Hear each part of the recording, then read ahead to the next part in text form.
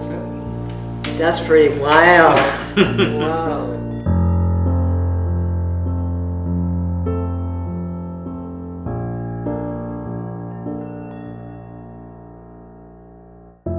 There was no power and there was nowhere to go. And we couldn't see our folks because you couldn't get across the river, and you couldn't get out for a couple of days because of the bridge that went out at Wildcat, down the Wildcat Creek. Yeah, you were stuck up there. And we got out, 2 days later, and we walked across a log they'd put across the creek and went on into Sandy. But I can remember we went to school that day, and they let us out early because there was snow, there was rain. And the school bus got to the bridge, this side of Rhododendron, and the bridge was already washed out, the banks on either side of it. So the bus stopped on Highway 26, and there was a trail through into the house, and we all got off and went around the corner, and here's my favorite state cop standing there waiting for us to come home. And we looked up, and the house that was next to us was half gone. Our house was gone along with the 4 or 5 houses that went along the Stroke Creek River. But yeah, we went around the corner, and I can remember running toward the house that wasn't there, and I can remember the state cop stopped me, grabbed me. He says, "Tinker, you can't go there." So that's how we found out. And then we found out, he said, "Your parents are across the river. You can't get there, but they're safe."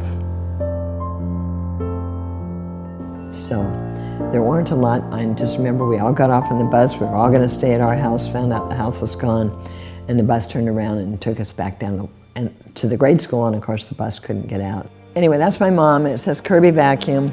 This is the house that was next to us, and this is the house actually that's still there. What happened is they built it back and kept the properties. But anyway, some people came over, they threw stuff out the front window, and one of them was this Kirby vacuum cleaner.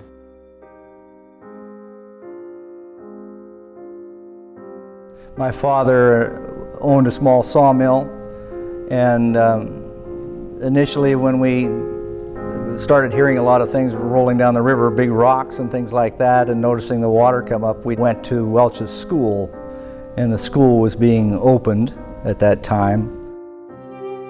I was 16, but I remember a lot of people being happy that they were safe during Christmas, that they were all right. There was one death recorded up there. That was Mr. Harry Ingalls, a guy by the name of Carl Newman and Tom Day were there. Both of them worked in our mill at the time, probably trying to get home down in that area, and he saw Mrs. Ingalls' hand waving in the house. And they were able to rescue Mrs. Ingalls, but then the house crashed into the creek, and Mr. Ingalls was washed away, and he was never found.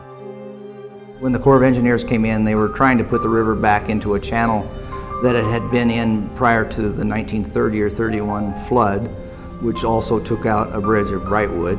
And down where the Salmon and the Sandy come together, just downstream from there, was where a big log jam happened, and there was a lot of concern about what it was going to do, where it was going to divert the river.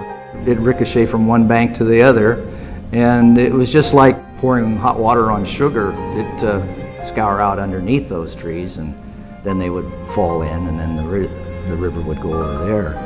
And then there have been floods since then, and the river's tried to find its way back to where it was, those kinds of things. I think the work that was done by the Corps of Engineers certainly has helped the place for the last 40 years anyway. There have been a few floods since then.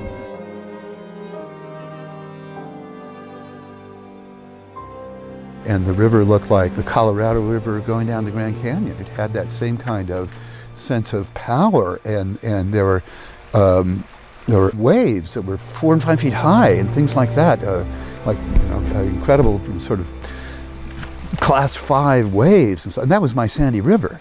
But you go outside of this, everything changed. The whole area changed as a result of that. The sense of place changed completely. The sense of the river as permanent partner, if you will, in how all of this is going to work, changed, and then became volatile. And I think I can remember at that point is that the river will have its way. It was emotionally disturbing. We saw from some of the photos, or I guess that what would have been the news coverage, is that the effects were just devastating. That this was a centennial flood. Access then, and access for a long time after that, was only through zigzag.